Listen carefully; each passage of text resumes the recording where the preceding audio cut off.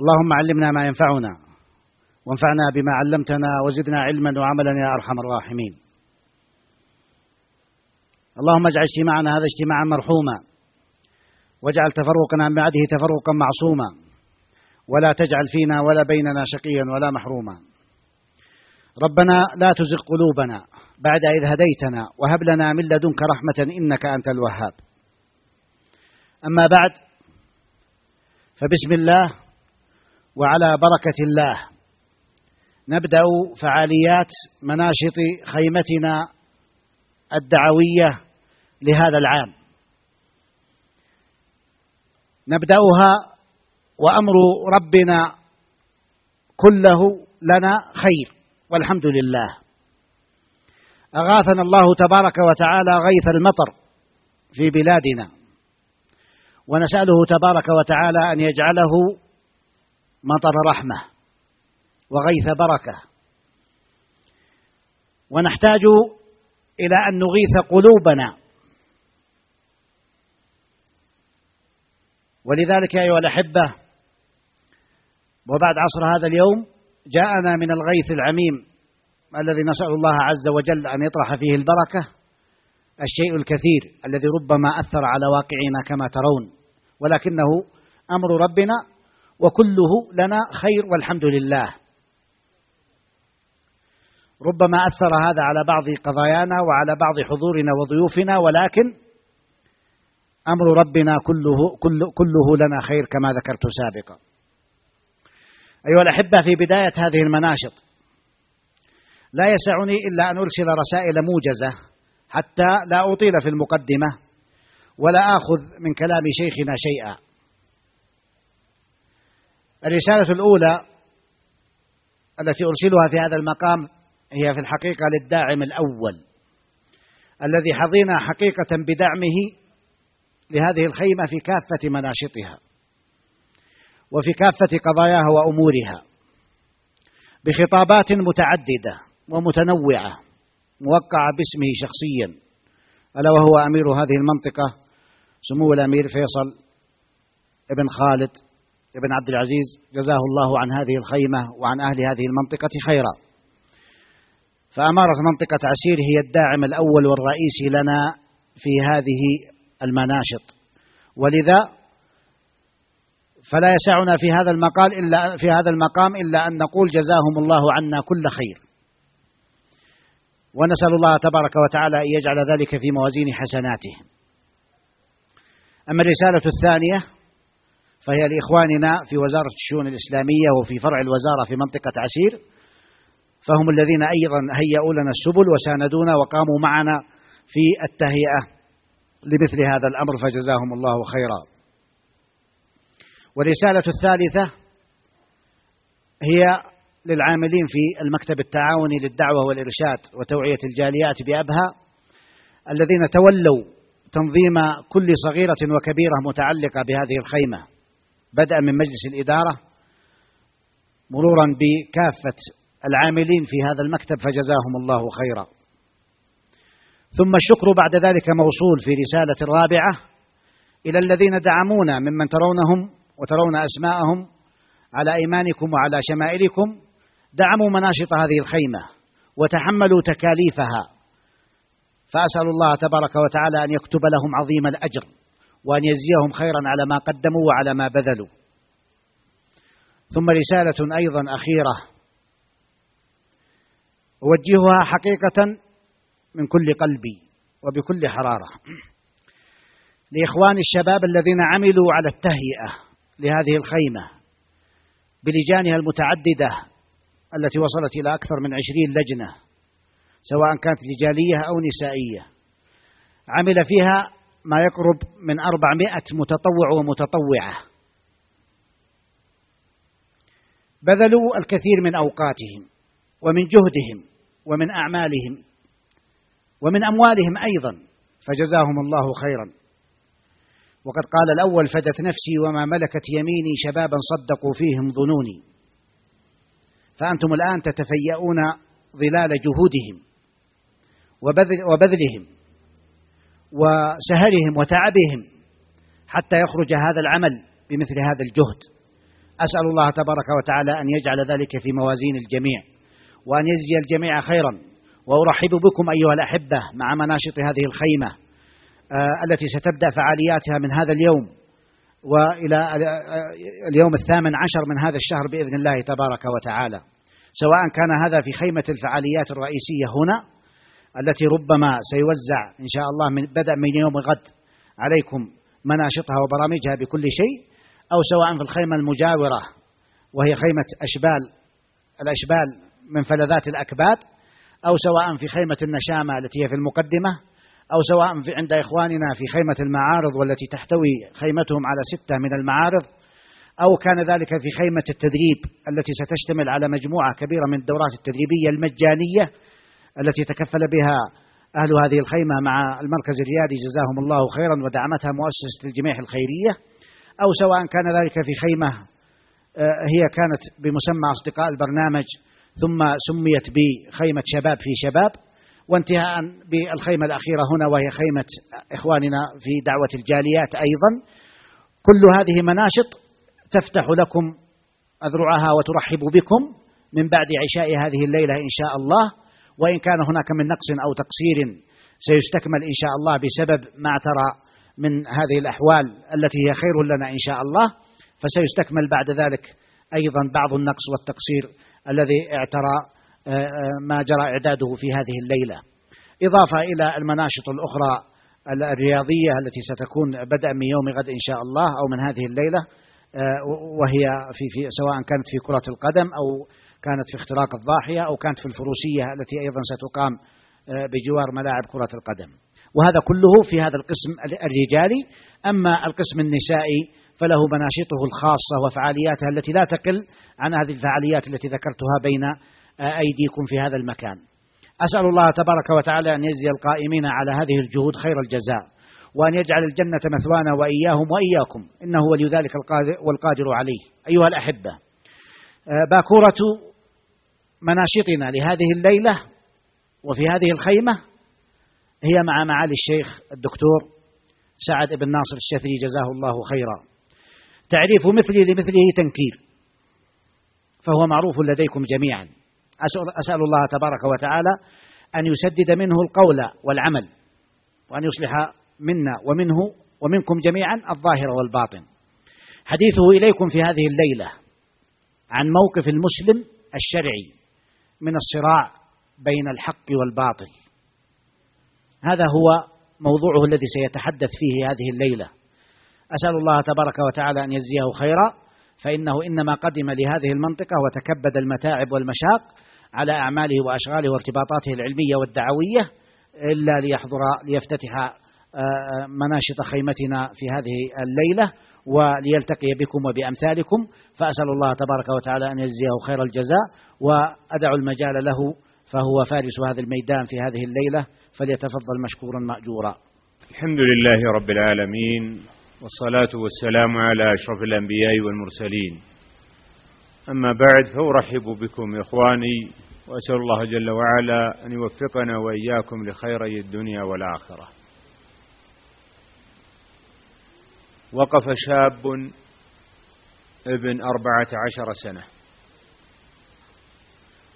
بين صراع ونزاع، أحد طرفي النزاع والده، والطرف الآخر من طرفي النزاع شخص خسيس فيه من كل صفات الشر والسوء، يريد أن ينتزع هذا الشاب من أبيه ليسخره لمقاصده السيئة الفاسدة. ما هو موقف هذا الشاب وما هو الواجب عليه؟ هل يساعد ذلك الشخص الغريب على والده أو يقف موقف المتفرج؟ ما الجواب؟ أي الخيارين تختارون؟ ما في أحد يجاوب؟ إذن يقف مع والده. هذا الموقف الذي يكون من هذا الشاب هو موقف من كل واحد منكم، فإن الصراع بين الحق والباطل بين أعينكم. الباطل يريد أن يجعلكم خدما له تحققون أهدافه وتفسدون الخلق وتصرفونهم عما خلقوا من أجله. ولذلك علينا أن نعرف قيمة هذا الموضوع وأن نضع له أهميته. الصراع بين الحق والباطل أمر قديم، ليس أمرا ناشئا ولا جديدا. منذ أن خلق الله آدم ابتدأ الصراع بين إبليس العدو الحقيقي من جهة وبين آدم. وفي ذلك الموقف قال إبليس: لا أحتنكن ذريته إلا قليلا، وقال: لا تجد أكثرهم شاكرين. ولذلك فهو يخطط عليكم، ومن ضمن ما يخطط به أن يجعل أتباعه وأولياءه يسعون من أجل أن يجعلوكم أسباب سوء وشر وفساد. وهذا التدافع الذي يكون بين الحق والباطل يحصل به خير كثير. لو غلب الأمر للشر فإنه حينئذ ينمحق أتباع الحق ولا يتمكنون من إيصال حقهم. لكن إذا وجد التدافع فحينئذ يحقق الله خيرا كثيرا. ولذلك قال الله تعالى: ولولا دفع الله الناس بعضهم ببعض لفسدت الأرض ولكن الله ذو فضل على العالمين. ومن هنا ابتدأت مراحل تلك القصة، قصة الصراع بين الحق والباطل. الباطل له وسائله في ترويج باطله. استجاب لدعوة إبليس كثير من بني آدم وساروا على طريقته، فوقع الصراع بين أهل الحق وأهل الباطل في عهد نوح، في عهد أبناء نوح، في عهد إبراهيم، عهد موسى، عهد عيسى، عهد محمد صلى الله عليه وسلم إلى عصورنا الحاضرة. نشأنا جميعا في هذا العصر ووجدنا دعاة الباطل يسعون بكل ما يستطيعون. تمكنوا في عصرنا من أشياء لم يكونوا يتمكنون منها في السابق. الباطل وصراعه مع الحق يبتدئ من النفس، من نفسك أنت. مرة تأتيك وساوس وظنون تجعلك تبتعد عن الحق، وقد تدخل في شيء من الباطل، لكن الله جل وعلا قد جعل لك طريقا تتخلص به من آثار ذلك. يأتي إبليس ويجري من ابن آدم مجرى الدم فيجعله ينصرف عن شيء كثير من الطاعات ويجعله يقدم على شيء من المعاصي. لكن الله من رحمته بالعباد مكن العبد من مسح آثار ذلك. إذا كتب الشيطان كتابه بقلم المرسم فلديك الممحات تتمكن من محيها. ولذلك لما ذكر الله جل وعلا أهل الجنة ما هي صفاتهم؟ كان من صفاتهم أنهم يتوبون إلى الله من الذنوب التي فعلوها ولو كانت كبائر. قال الله تعالى: وسارعوا إلى مغفرة من ربكم وجنة عرضها السماوات والأرض أعدت للمتقين الذين ينفقون في السراء والضراء والكاظمين الغيظ والعافين عن الناس والله يحب المحسنين والذين إذا فعلوا فاحشة. ما معنى فاحشة؟ من يجيب؟ كبيرة. والذين إذا فعلوا فاحشة أو ظلموا أنفسهم ذكروا الله فاستغفروا لذنوبهم ومن يغفر الذنوب إلا الله ولم يصروا على ما فعلوا وهم يعلمون. أولئك جزاؤهم مغفرة من ربهم وجنات تجري من تحتها الأنهار خالدين فيها ونعم أجر العاملين. وانظر للآية الأخرى: إن الذين اتقوا إذا مسهم طائف من الشيطان تذكروا فإذا هم مبصرون وإخوانهم، يعني إخوان الشياطين، يمدونهم، يعني أن الشياطين يمدون أولياءهم وإخوانهم، يمدونهم في الغي ثم لا يقصرون، لا يتوقفون عند حد. إذن نحن في هومعة الصراع بين الحق والباطل أولا من أنفسنا، ثم بعد ذلك في أسرنا. الأسرة فيها صراع بين حق وباطل، وذلك لأن دعاة الشر في عصرنا الحاضر تمكنوا من الدخول إلى بيوتنا. نعم، أنت بيتك دخل إليه دعاة الباطل وعشعشوا فيه. انظر إلى بيتك كم فيه من الوسائل التي تنشر الباطل والسوء. هذه قنوات تلفزيونية، وهذه إذاعات خارجية، وهذه مواقع في الانترنت، وهذا الجوال، وهذه مجلات وجرائد، وهذه وهذه وسائل كثيرة متعددة. إذن جولة الباطل حاولت أن تدخل حتى إلى بيوتنا، ومن ثم هناك حركة مضادة لها، هي حركة الحق تبتدئ منا نحن، ثم بعد ذلك في مجتمعاتنا، قبائلنا وجيراننا وأهل بلدنا، هناك صراعات بين حق وباطل، وبالتالي نحن معنيون بالدخول في هذا الصراع بأن نكون مؤيدين للحق مضادين للباطل.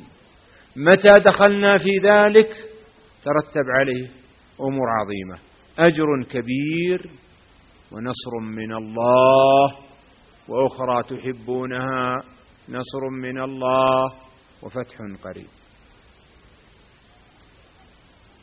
إذا نظر الإنسان في الصراع بين الحق والباطل وجد أن أهل الباطل يموجون ويكون لهم صوت وجولة في أول الأمر ليختبر الله أهل الحق هل يستمرون على حقهم أو ينجرفون، ثم بعد ذلك تكون العاقبة الحميدة لمن؟ لأهل الحق.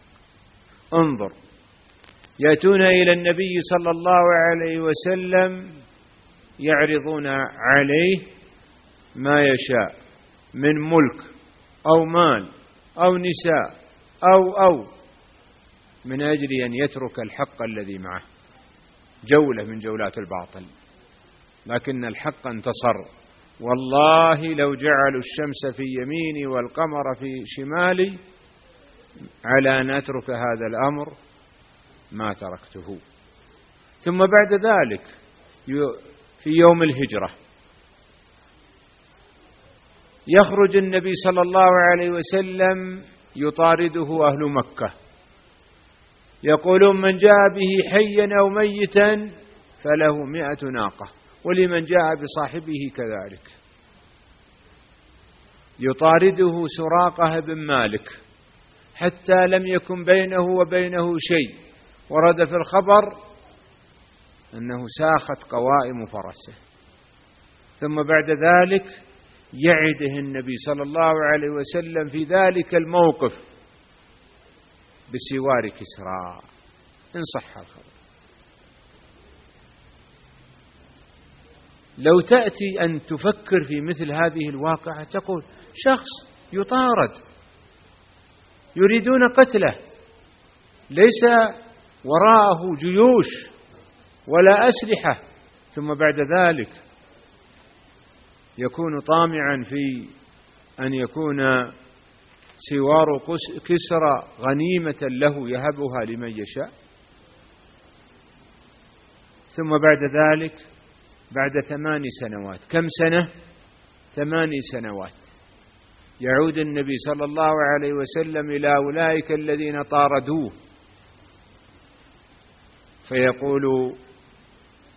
فيطلبون وده. يعود إلى مكة فاتحا منتصرا، يخطبون وده، يريدون منه أن يعفو عنهم. كم سنة؟ 8 سنوات. 8 سنوات في عمر التاريخ ليست بشيء. أنتم عشتم 8 سنوات و8 سنوات و8 سنوات، ماذا غيرتم وماذا تغير بكم؟ إذا تمسك أهل الحق بحقهم نصرهم الله، لأن النصر عند من؟ عند رب العزة والجلال، كما قال سبحانه: إن ينصركم الله فلا غالب لكم وإن يخذلكم فمن ذا الذي ينصركم من بعده وعلى الله فليتوكل المؤمنون. يقول الله عز وجل: إنا لننصر رسلنا والذين آمنوا في الحياة الدنيا ويوم يقوم الأشهاد. ويقول سبحانه: ولقد سبقت كلمتنا لعبادنا المرسلين إنهم لهم المنصورون وإن جندنا لهم الغالبون. آيات قرآنية واضحة صريحة ليس فيها أي خفاء، وعد من رب العزة والجلال القادر على كل شيء. هل قدرة الله محل شك؟ لا والله، لا والله، لا والله. انظر إلى قدرة الله في يومكم هذا. حمل لكم المياه، لو جاءكم 1000 تريلا ما جابت لكم هذه المياه. عشرات الآلاف من التريلات ما تأتي بهذه المياه إلى بلدكم. قدرة رب العزة والجلال. أرض مكحلة صحراء ليس فيها شيء، يقلبها الله بهذا الماء إلى أن تكون حية بهيجة خضراء. تجدون هذا حتى في أحوالكم يا بني آدم. شخص مريض لا يعي من الدنيا شيئا، يتوقع له قرابته الموت في كل لحظة، فتأتيه الحياة بأمر من رب العزة والجلال، فبدل أن يكون في الإنعاش يكون ممن يصارع ميادين الحياة قويا نشيطا. وفي المقابل رجل قوي نشيط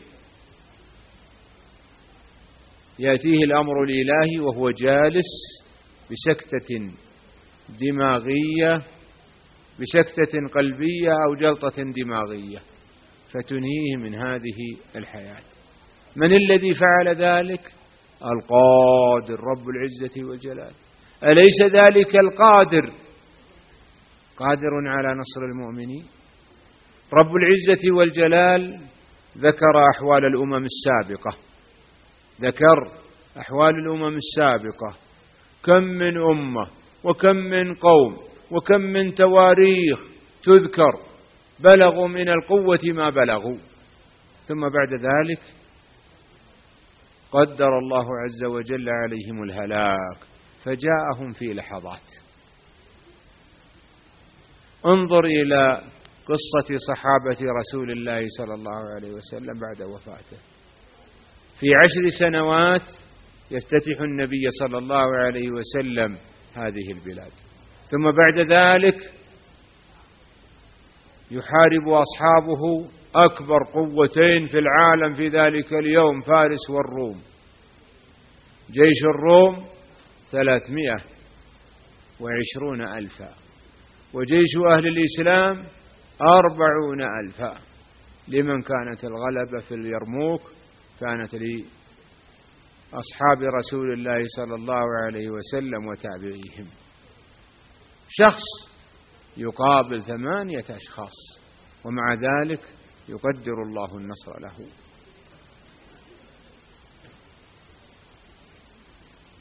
إذا تقرر هذا فينبغي أن ننظر في هذا الصراع بين الحق والباطل، ما هي أسباب الانتصار فيه؟ هل من أسباب الانتصار الكثرة؟ لا والله، هذه فارس والروم كان عندهم كثرة فقدر الله الغلبة للمسلمين عليهم. انظر لقول الله عز وجل: ويوم حنين إذ أعجبتكم كثرتكم فلم تغن عنكم شيئا وضاقت عليكم الأرض بما رحبت ثم وليتم مدبرين. وانظر لقول الله عز وجل: قال الذين يظنون أنهم ملاقو الله كم من فئة قليلة غلبت فئة كثيرة بإذن الله والله مع الصابرين. وانظر قوله جل وعلا: قد كان لكم آية في فئتين التقتا فئة تقاتل في سبيل الله وأخرى كافرة يرونهم مثليهم رأي العين والله يؤيد بنصره من يشاء. هل الانتصار كان بسبب كثرة الأموال أو كثرة الأولاد؟ لا والله، كم من شخص عنده أموال كثيرة فكانت وبالا عليه وكانت من أسباب خسارته. انظر لقول الله جل وعلا: فلا تعجبك أموالهم ولا أولادهم إنما يريد الله ليعذبهم بها في الحياة الدنيا وتزهق أنفسهم وهم كافرون. لو نظرنا إلى هالكلمة تزهق وجدنا أن الذين يصرحون بأن نفوسهم قد وصلت إلى هذا المقدار وهذه الدرجة كثر. يقول قائلهم: مليت زهق. شوف هذا مصداق هذه الآية: فلا تعجبك أموالهم ولا أولادهم إنما يريد الله ليعذبهم بها في الحياة الدنيا وتزهق أنفسهم وهم كافرون.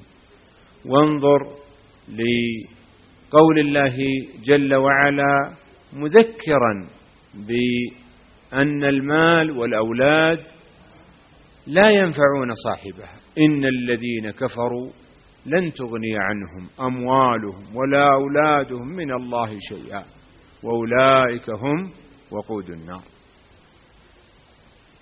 هل هذه الأموال التي يمتلكها أصحاب الباطل نافعة في هذا الصراع بين الحق والباطل؟ نقول إن تصريف الأمور بيد رب العزة والجلال. وقد أخبر الله جل وعلا بأن الذين كفروا ينفقون أموالهم ليصدوا عن سبيل الله فسينفقونها ثم تكون عليهم حسرة ثم يغلبون والذين كفروا إلى جهنم يحشرون. وعد من؟ وعد رب العزة والجلال. فلا يغرنك تقلب الذين كفروا في البلاد متاع قليل ثم مأواهم جهنم وبئس المهاد. إذن القلة وعدم الإمكانات ليست من أسباب انتصار الباطل على الحق. ضعف إمكانات أهل الحق ليست سببا في هزيمتهم. ولذلك قال تعالى: ولقد نصركم الله ببدر وأنتم أذلة. خرج النبي صلى الله عليه وسلم في 300 وكسر والمشركون قرابة 1000. خرج النبي صلى الله عليه وسلم لا يريد قتالا إنما يريد العير، ليس معه سلاح كثير، ليس معهم إلا فرسان. وخرج أهل مكة بطرا ورياء قد أعجبتهم أنفسهم، معهم من الخيل الشيء الكثير ومن السلاح العدة الوفيرة، لكن في لحظات قليلة وقعت الهزيمة على أصحاب الكثرة. من انتصر عليهم؟ أصحاب الحق مع أنهم قلة. هل قدرة أهل الباطل على إيصال كلامهم للآخرين، وهل قدرة أهل الباطل على استعمال الوسائل الإعلامية والتصرف في الأخبار التي تكون في نشرات الأخبار العالمية، هل هذه القدرة ضارة ومن أسباب هزيمة أهل الحق؟ لا والله، فإن الله جل وعلا يقول لن يضروكم إلا أذى، الأذى هو القول، ويقول جل وعلا لتبلون في أموالكم وأنفسكم ولتسمعن من الذين أوتوا الكتاب أذى ومن الذين أشركوا أذى كثيرا وإن تصبروا وتتقوا فإن ذلك من عزم الأمور. ويقول جل وعلا يريدون أن يطفئوا نور الله بأفواههم ويأبى الله، من الذي يأبى؟ ويأبى الله، ليس أنا ولا أنت، رب العزة والجلال. يريدون أن يطفئوا نور الله بأفواههم ويأبى الله إلا أن يتم نوره ولو كره الكافرون. هو الذي أرسل رسوله بالهدى ودين الحق ليظهره على الدين كله ولو كره المشركون. إذن ما هي الأسباب الحقيقية لانتصار أهل الباطل على أهل الحق؟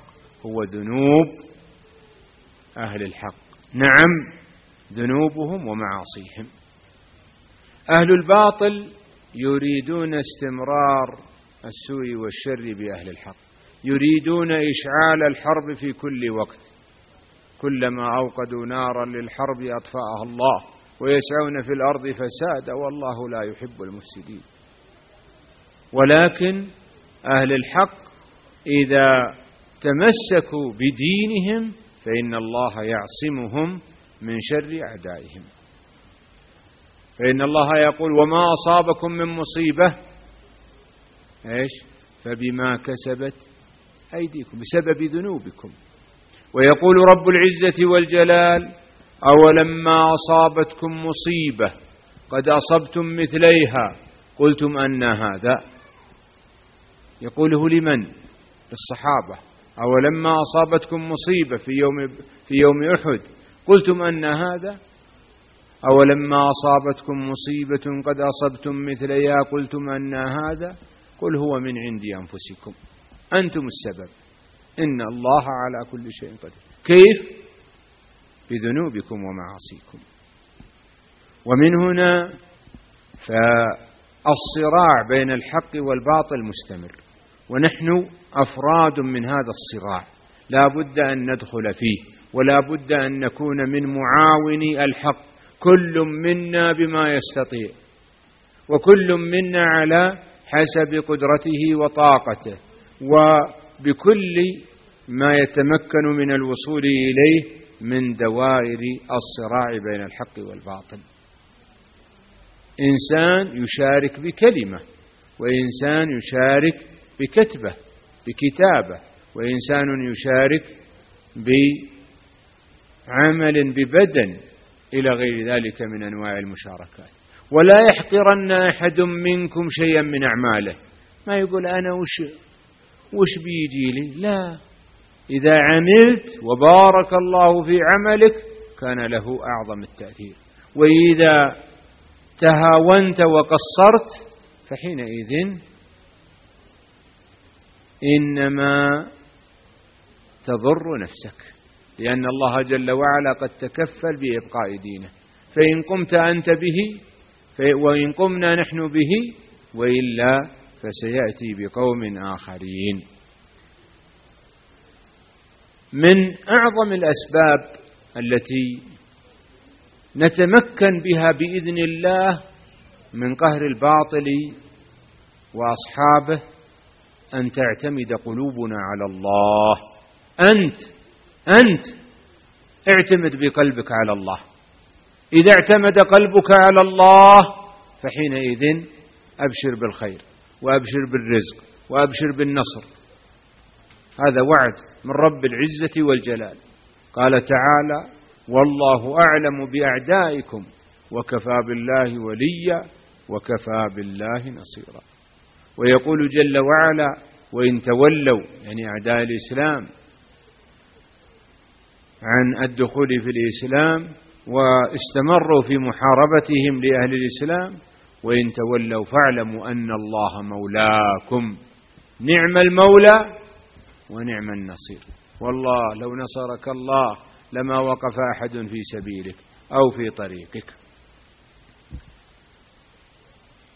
من الأسباب التي تجعل الإنسان مساهما في نصرة الحق أن يبدأ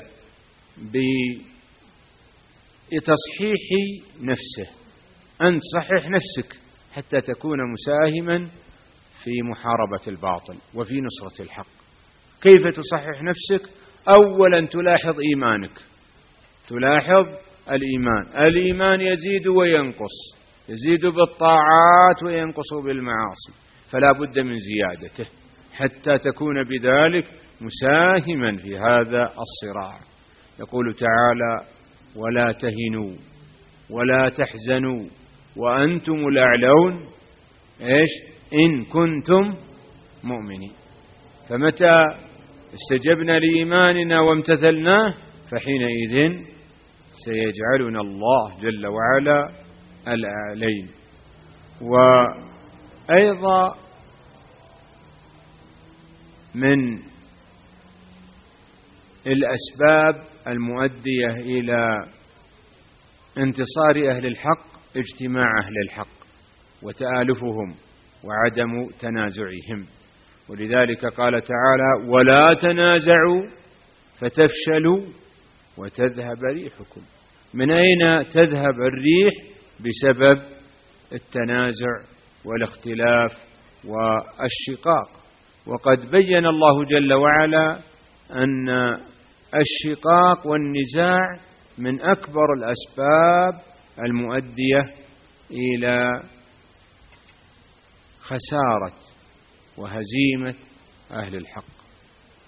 ومما يحقق هذا المعنى ما جاءت به الشريعة من السمع والطاعة لولاة الأمر، وإن حصل منهم شيء من النقص، إذ ما من أحد من الناس إلا وعنده نقص، ولكن كل منا يقوم بالواجب عليه.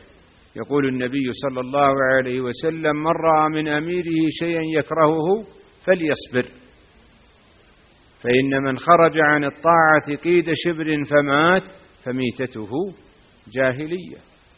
وجاء رجل فقال: يا رسول الله، أرأيت إن جاءنا أمراء يأخذون ما علينا لهم ولا يعطون ما لنا عليهم؟ فقال النبي صلى الله عليه وسلم: أدوا الذي عليكم وسلوا الله الذي لكم. وقال صلى الله عليه وسلم: اسمع واطع لأميرك وإن أخذ مالك وضرب ظهرك، وإن أخذ مالك وضرب ظهرك.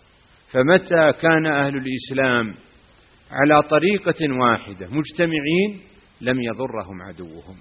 ولذلك قال النبي صلى الله عليه وسلم: لا تستباح حرمة البيت حتى تستبيحوه أنتم، فإذا استبحتموه أنتم فلا تسأل عن هلكة العرب يومئذ.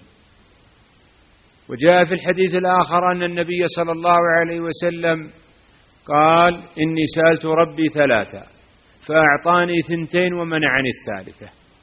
سألته ألا يهلك أمتي بسنة بعامة فأعطانيها، وسألته ألا يسلط عليهم عدوا من سوى أنفسهم فيستبيح بيضتهم فأعطانيها، وسألته ألا يجعل بأسهم بينهم فمنعنيها. فنحن نخشى من هذه 3 التي سألها النبي صلى الله عليه وسلم ربه فلم يستجب له فيها. من أكبر الأسباب التي نؤديها في نصرة الحق على الباطل أن نفتح الباب إلى الله جل وعلا بالدعاء والتضرع والإنابة وسؤاله جل وعلا نصرة أهل الحق، اللهم انصر أهل الحق، فإن الدعاء سلاح عظيم. وقد قال الله جل وعلا: وقال ربكم ادعوني أستجب لكم. في يوم بدر قبل المعركة تضرع النبي صلى الله عليه وسلم بين يدي ربه ودعا دعاء كثيرا حتى سقط الرداء من على كتفه صلى الله عليه وسلم، فجاء أبو بكر للنبي صلى الله عليه وسلم مشفقا عليه فقال: يا رسول الله كفاك مناشدتك لربك، فإن الله منجز لك ما وعدك به. إذا كان هذا في النبي صلى الله عليه وسلم فغيره في حاجته للدعاء أعظم من النبي صلى الله عليه وسلم.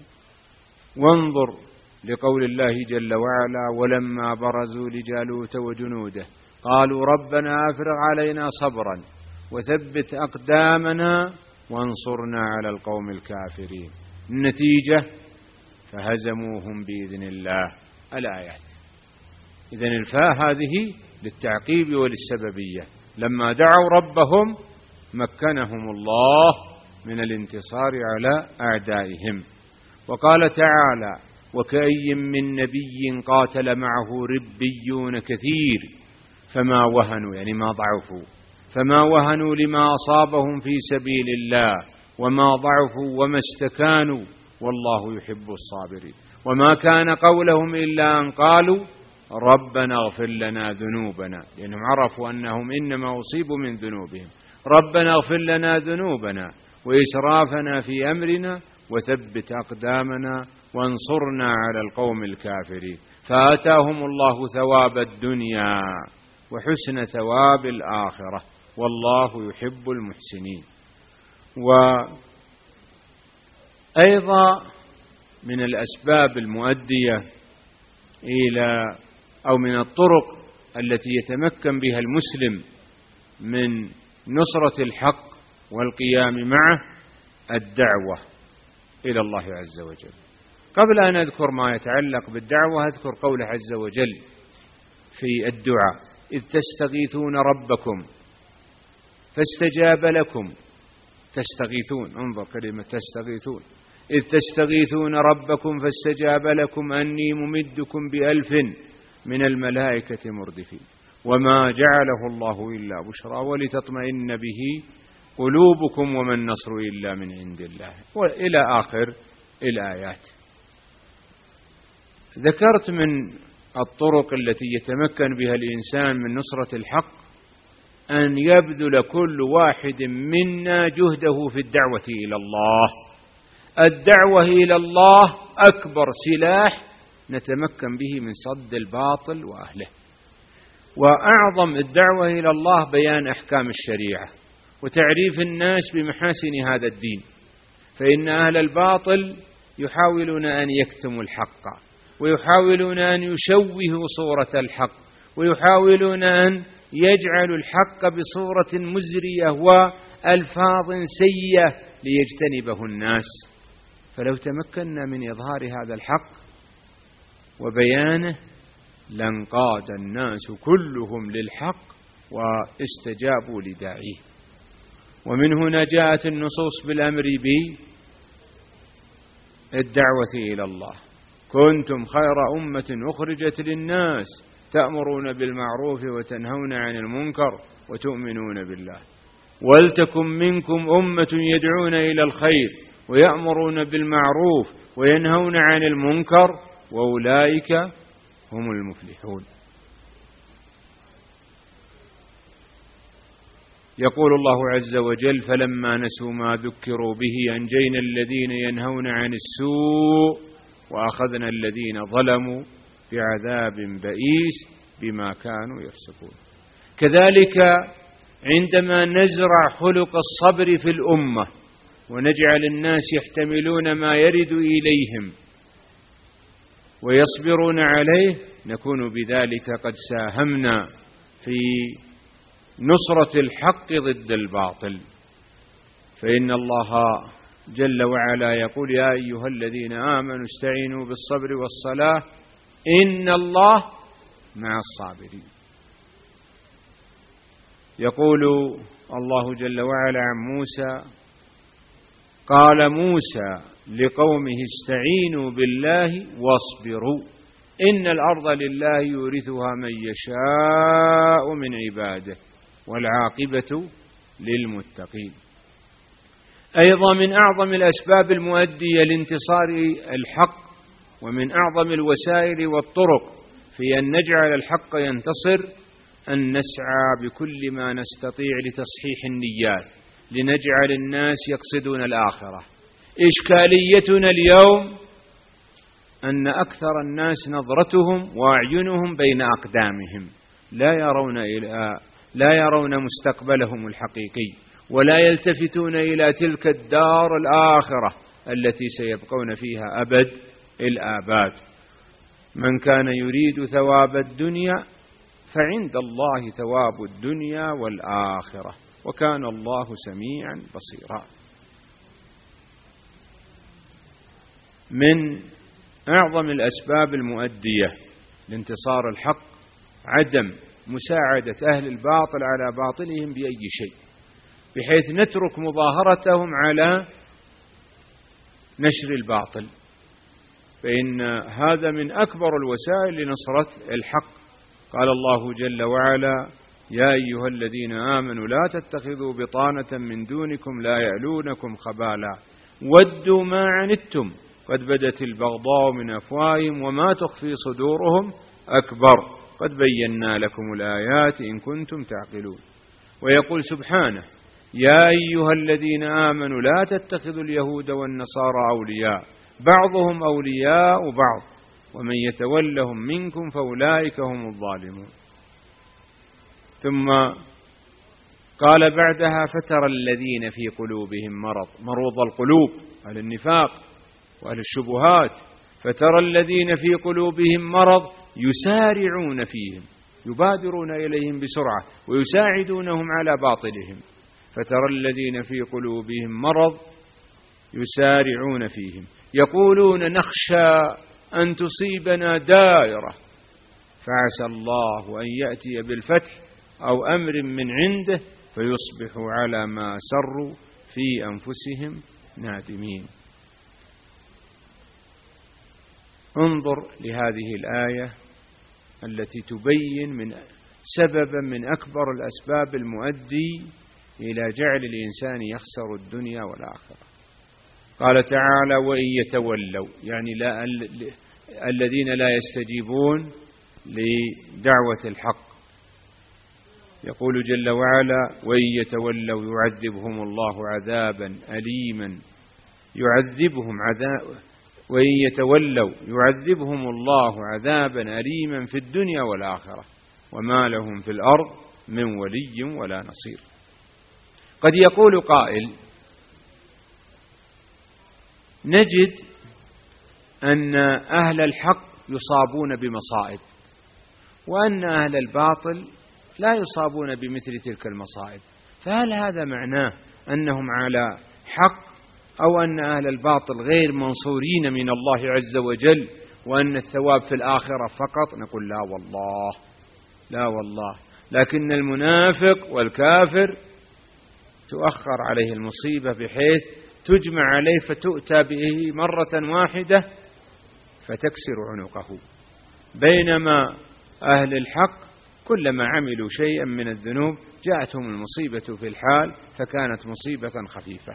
ولذلك شبه النبي صلى الله عليه وسلم المؤمن بخامة الزرع تأتيها الريح فتفيئها يمينا وشمالا، والكافر بمثابة الأرزة الشجرة الكبيرة مثل الشجرة الموجودة على صورة علم لبنان، شجرة كبيرة تأتيها الريح لا تحركها حتى تأتيها الريح القوية فتعجفها وتسقطها.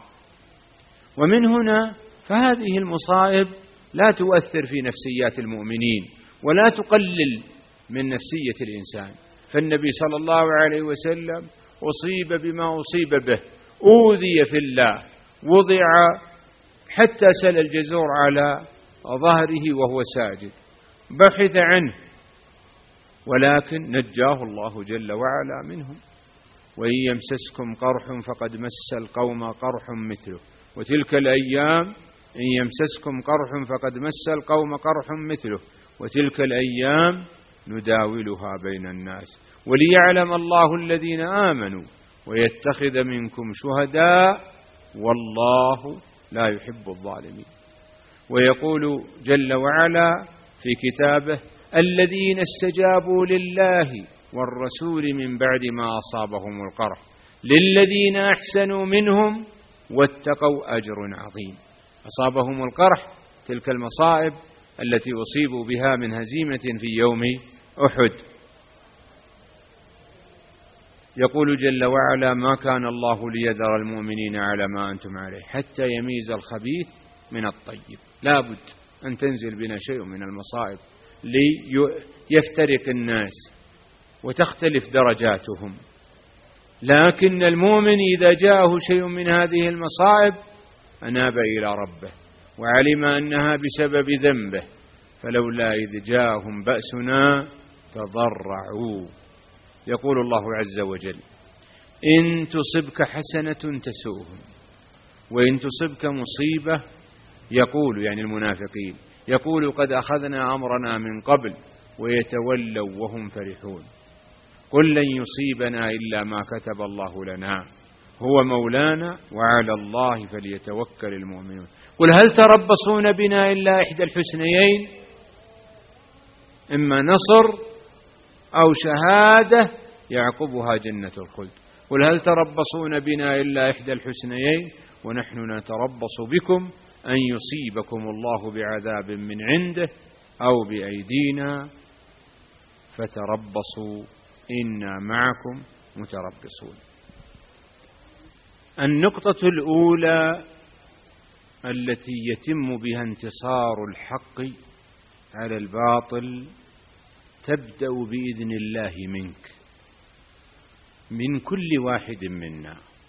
فلو كان كل واحد منا ممن يقوم بالعمل لله ويصبر على ما يصيبه لأدى ذلك بإذن الله إلى انتصار الحق. يقول الله جل وعلا أم حسبتم أن تدخلوا الجنة ولما يعلم الله الذين جاهدوا منكم ويعلم الصابرين. كثير من الناس أشغلته الدنيا نظره إلى قدميه فقط كيف يكسب كيف يعيش. نظره مثل نظر البهائم ما هي حياته اليومية في ماكله ومشربه وعشه أو سكنه أو غاره الذي يسكن فيه ولا يفكر في منزله الحقيقي في الآخرة ولا يفكر في أنه عما قريب سيعرض على ربه وسيحاسبه على أعماله كلها. عندما تكون الأمة لا تقصد إلا الدنيا فقط فإنها ستخذل ولن تتمكن من نصر ولن يقوم لها قائمة. يقول الله عز وجل وما الحياة الدنيا إلا لعب ولهو وللدار الآخرة خير للذين يتقون أفلا تعقلون. انظر للآيات الكثيرة وغرتهم الحياة الدنيا غشوا. هذه الدنيا مثل الثوب الذي فيه دناديش كثيرة وفيه ألوان متعددة جذابة لكنه ثوب في ذاته ثوب هار متقطع. أهل الإيمان استعملوا هذه الدنيا اكتسبوها لله وأنفقوها لله فحصلوا الدنيا والآخرة.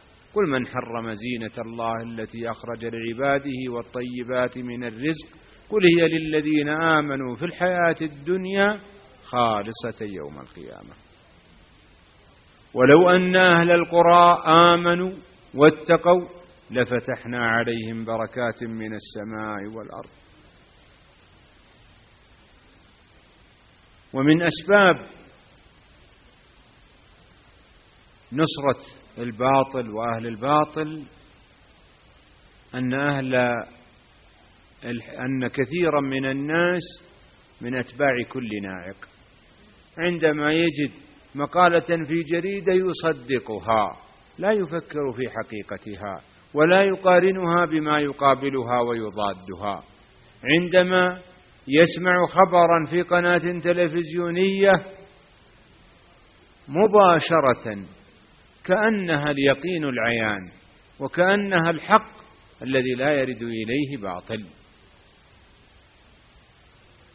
مع أن الله عز وجل قد أمرنا بالتثبت: يا أيها الذين آمنوا إن جاءكم فاسق بنبأ فتبينوا أن تصيبوا قوما بجهالة فتصبحوا على ما فعلتم نادمين. قد يقول الإنسان: هذه أفكار الناس كلهم، وإن تطع أكثر من في الأرض يضلوك عن سبيل الله. قد يقول القائل بأن الكفار أو أن أصحاب المبادئ الهدامة وأصحاب الانحرافات في الفكر والسلوك عندهم خطط وعندهم مكر وعندهم كيد وعندهم اجتماعات سرية. نقول: ضررنا من أنفسنا نحن، لأننا لو أطعنا الله لتولى الله شأننا كله. ولذلك قال جل وعلا: ذلكم وأن الله موهن كيد الكافرين. وانظر للآية الأخرى: وإذ يمكر بك الذين كفروا ليثبتوك أو يقتلوك أو يخرجوك. هذا في إيش؟ في الهجرة. اجتمعوا مكر، قائل يقول احبسوه، وقائل يقول أخرجوه من بلدكم، وقائل يقول اقتلوه. فاتفق رأيهم على قتله صلى الله عليه وسلم، وجاءوا بمكر كبار ليضيع دمه بين القبائل 100 شاب، كل شاب أو 2 من قبيلة. وإذ يمكر بك الذين كفروا ليثبتوك أو يقتلوك أو يخرجوك ويمكر الله والله خير الماكرين.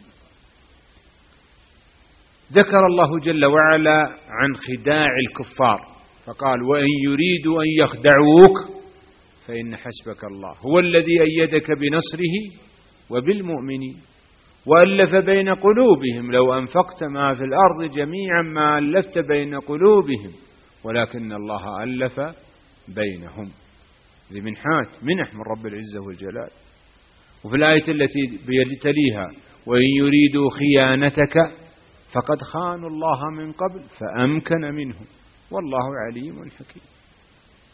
وكما تقدم في الآية السابقة وردت في 3 مواطن: هو الذي أرسل رسوله بالهدى ودين الحق، الهدى العلم، ودين الحق الطاعة والعمل. هو الذي أرسل رسوله بالهدى ودين الحق ليظهره على الدين كله ولو كره المشركون. أسأل الله جل وعلا أن يجعلنا وإياكم من ناصري الحق. اللهم يا حي يا قيوم لا تحقر أنفسنا عندنا، واجعلنا نعرف قيمة ما نؤديه من عمل متى كان خالصا لوجهك. اللهم أخلص لنا النيات، اللهم أخلص لنا النيات، اللهم أخلص لنا النيات. اللهم أصلح لنا شأننا كله، اللهم أصلح لنا شأننا كله. اللهم يا حي يا قيوم اجزي القائمين على هذا المخيم خير الجزاء ووفقهم في أعمالهم. اللهم يا حي يا قيوم وفق جميع الدعاة إلى دينك واجعلهم منصورين برحمتك يا أرحم الراحمين. اللهم وفق ولاة أمرنا لكل خير واجعلهم يا حي يا قيوم من أسباب الهدى والتقى والصلاح والسعادة. هذا والله أعلم، وصلى الله على نبينا محمد وعلى آله وصحبه أجمعين.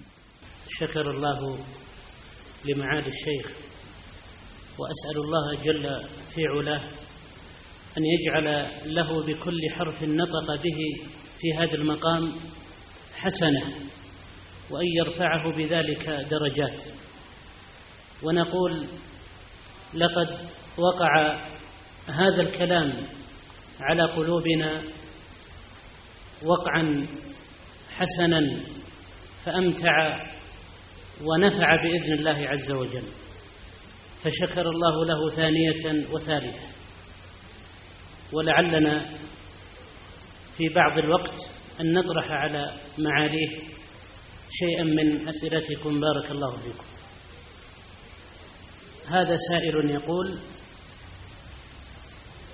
شيخنا الكريم، نحبك في الله ونسأل الله عز وجل أن ينفع بعلمك. عندما يسمع المسلم هذه المتغيرات فما المخرج منها رعاكم الله؟ الجواب كلمة واحدة: كتاب الله. فإن كتاب الله أنزله الله عز وجل على محمد صلى الله عليه وسلم النبي الكريم في مجتمع مشرك. في الشرك وصل، في التوحيد والعقيدة وصل إلى أقصى درجاته، الشرك وعبادة الأصنام.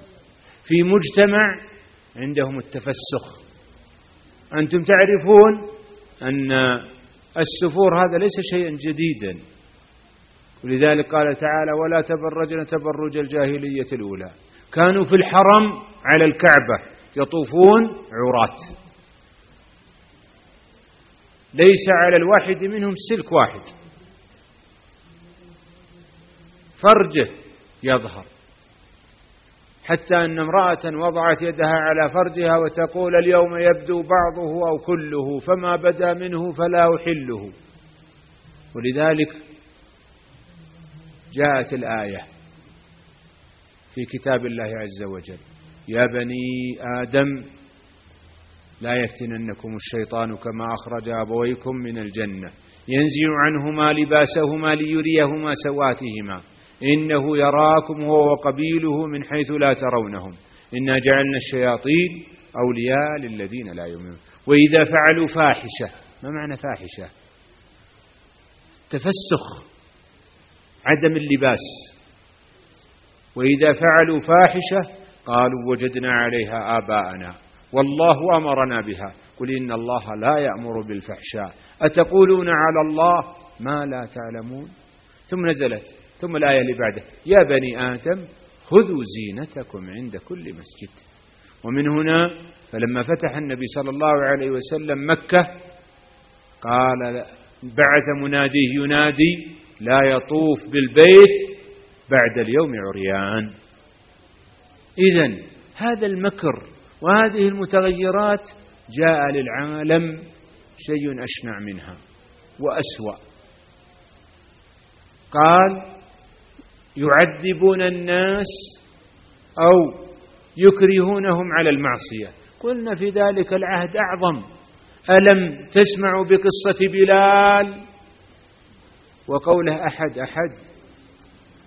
ألم تسمعوا بقصة ياسر قصة ياسر وسمية وعمار؟ أشنع وأشد. ألم تسمعوا بقصة أبي جندل وغيرهم من الصحابة الذين عذبوا وسجنوا وفعل بهم الأفاعيل في إيش؟ في الأصل، في التوحيد، في صرف العبادة لله، في ترك عبادة الشرك. ومع ذلك من المنتصر؟ إذن نحن نريد أن ننتصر أولا في أنفسنا بتمسكنا بديننا وبالدعوة إلى الله وإخبار الخلق بحكم الله وتعريف الناس بالمآلات السيئة والعواقب الفاسدة التي تنتج من المتغيرات غير المحمودة، فنكون بذلك قد أدينا الواجب على أنفسنا، والباقي يبقى على رب العزة والجلال. إذن المخرج كتاب الله، نظهره ونوضحه ونعمل به وندعو إليه، فهو المخرج.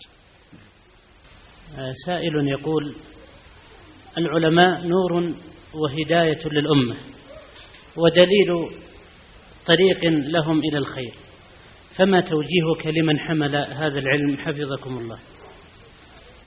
وجوب الرجوع إلى أهل العلم دلت عليه النصوص الكثيرة. قال تعالى: وإذا جاءهم أمر من الأمن أو الخوف أذاعوا به ولو ردوه إلى الرسول وإلى أولي الأمر منهم لعلمه الذين يستنبطونه منهم. فالرجوع إلى العلماء عصمة بإذن الله من الفتن، وطريق للتخلص من السوء والشر والباطل. ولذلك نجد أن دعاة الباطل يركزون على علماء الشريعة من أجل أن يفقد الناس الثقة فيهم، ولم يعلموا أن هؤلاء العلماء أولياء لله، والله عز وجل يقول: من عادى لي وليا فقد آذنته بالحرب.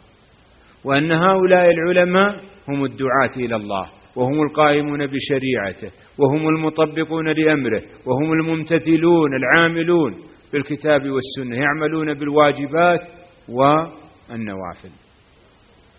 ولا يزال عبدي يتقرب إلي بالنوافل حتى أحبه، فإذا أحببته كنت سمعه الذي يسمع به، وبصره الذي يبصر به، ويده التي يبطش بها، ورجله التي يمشي بها، ولئن سألني لأعطينه، ولئن استعاذني لأعيذنه. والواجب على كل من علم شيئا أن يبلغه وأن ينشره في الأمة ولو كان شيئا قليلا. لما حج النبي صلى الله عليه وسلم في سنة 10 حج معه 100,000،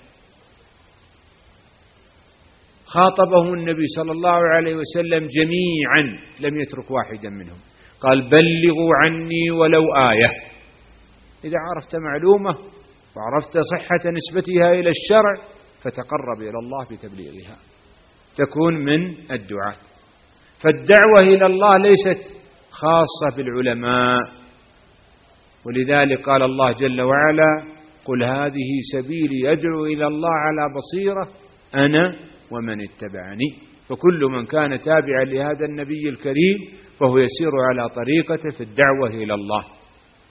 يقول النبي صلى الله عليه وسلم: نظر الله امرأ سمع منا مقالة فأداها كما سمعها، فرب مبلغ أوعى من سامع، ورب حامل فقه ليس بفقيه.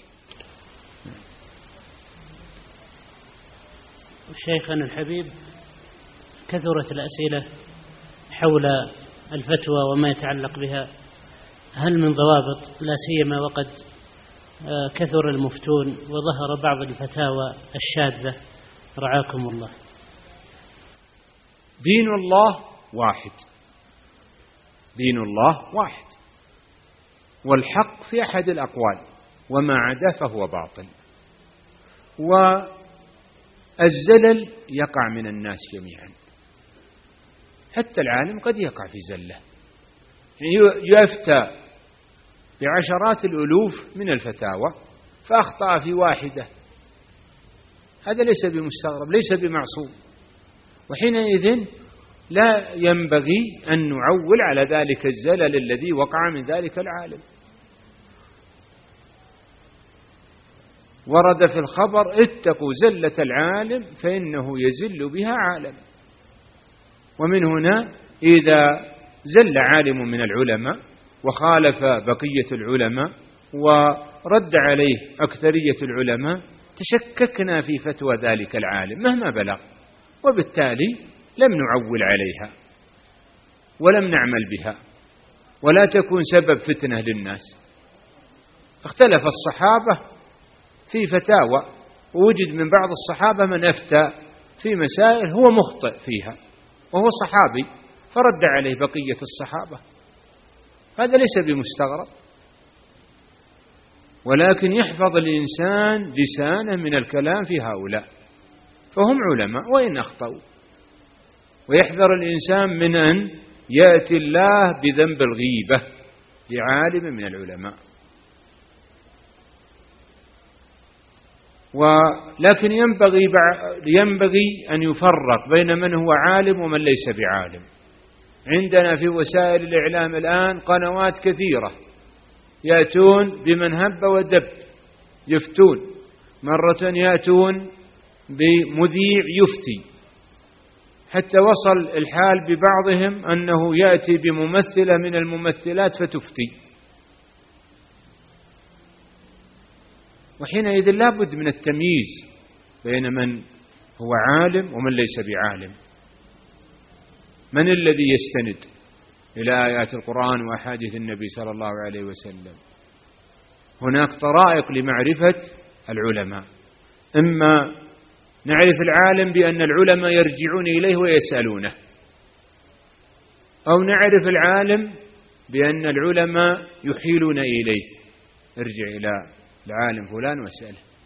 نعرف العالم بكونه يفتي بمحضر من العلماء ويقرونه ويسكتون عنه ولا ينكرون عليه، وهكذا. إذن هناك وسائل لمعرفة من هو عالم ومن ليس بعالم. وأما أن يؤخذ بقول كل واحد فهذا خطأ. دينك لا تعرضه لما يكون سببا لنقصان أجرك عند الله عز وجل. ومما يتعلق بهذا الأمر أن الإنسان ينبغي به أن يحتاط، ولذلك ورد في الحديث أن النبي صلى الله عليه وسلم قال: الإثم ما حاك في صدرك، يعني ترددت فيه وبقي في نفسك. وإن أفتاك المفتون وأفتوك، يعني يفتوك بالجواز وقالوا يجوز، فإنه يبقى إثم في حقك لأنه قد حاك في صدرك.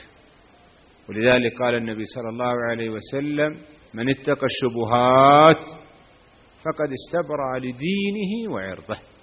لعلنا نقف على هذا. أسأل الله جل وعلا أن يوفقنا وإياكم لخيري الدنيا والآخرة. أسأل الله أن يجمعني بكم في جنة الخلد. أسأل الله أن يجمعني بكم في جنة الخلد، كما أسأله جل وعلا أن يصلح ذراريكم، وأن يريكم في أبنائكم ما يسركم، وأن يجعلهم قرة أعين لكم، كما أسأله جل وعلا أن يدر عليكم رزقه، وأن يجعلكم من المعصومين من الفتن، وأن يجعلكم من الناصرين للحق لا من الداعمين للباطل.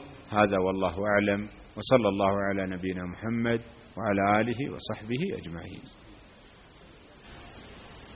بالله لفظك هذا سال من عسل، أم قد صببت على أفواهنا العسل.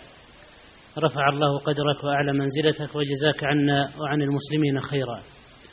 أيها الأحبة، نصلي العشاء ثم نستمع بإذن الله عز وجل إلى محاضرة لفضيلة الدكتور عبد الله بن محمد الشهراني بعنوان وقفات في زمن الفتن. وصلى الله وسلم وبارك على عبده ورسوله محمد.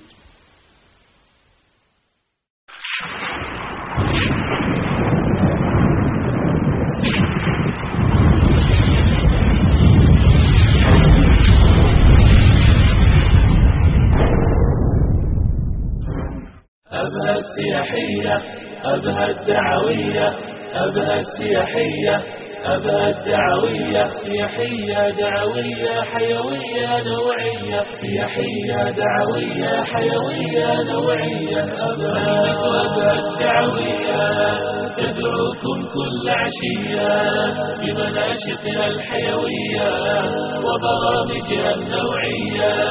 هيبة أبها الدعوية تدعوكم كل عشية بمناشطها الحيوية وبرامجها النوعية. هي للأسرة كالشمعة تجمعكم أجمل جمعة، يا من ترجون المتعة ببرامج إسلامية. جمعت بين الإمتاع وجميل حديث الداعي واللهو بغير ضياع ومعارض إبداعية. جمعت بين الإمتاع وجميل حديث الداعي واللهو بغير ضياع ومعارض إبداعية. أبها الدعوية، أبها الدعوية تدعوكم كل عشية بمناشطها الحيوية وبرامجها النوعية. هيبة أبها الدعوية تدعوكم كل عشية بمناشطها الحيوية وبرامجها النوعية هي للأسرة كالشمعة تجمعكم أجمل جمعة يا من ترجون المتعة ببرامج إسلامية تدعو للهدي السامي وفق الدين الإسلامي دون غلو هدامي أو أفكار غربية أبناء الدعوية تدعو للهدي السامي وفق الدين الإسلامي دون غلو هدامي أو أفكار غربية خيمة أبها السياحية خيمة أبها الدعوية تدعوكم كل عشية بمناشطها الحيوية وبرامجها النوعية.